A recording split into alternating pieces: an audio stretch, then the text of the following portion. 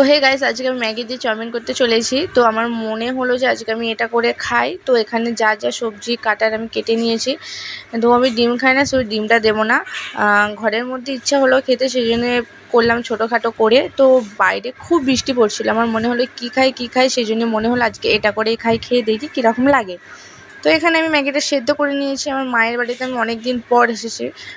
তো আমার মা বললো যে তোর হাতের আজকে আমি এটা মানে খেতে চাই। সেই জন্য আমার মাকে আমি করে খাওয়ালাম। তো আমি এখানে আলু ফালু যা ছিল সব কিছু ভেজে নিয়েছি। এখানে গাজর, বরবটি, তো এখানে আমি সব কিছু ভেজেই নিয়েছি। তো ওখানে পেঁয়াজটা, টমেটম যা লাগে সব কিছু দিয়েছি। তো দিয়ে আমি ম্যাগিটা পুরো তৈরি করে ফেলেছি। আমার মা তো দেখে বলছে খুব সুন্দর হয়েছে। আর আমি সেরকম কিছু দিইনি এর মধ্যে, কারণ আমার বেশি ইজিকিচি খেতে ভালো লাগে না। আর আমি ডিমও দিইনি, আমি ডিম খাই না, সেই জন্য। তোমরা যদি ডিম খাও নিশ্চয়ই দিতে পারো। তো এখানে আমি পুরো সব কিছু রেডি করে নিয়েছি। তো এখানে আবার আমি খেয়ে দেখছি। তো খেয়ে দেখে তো মনে হলো যে খুবই সুন্দর, তো খুবই সুন্দর। তো এখানে এবার আমি খাচ্ছি এটা।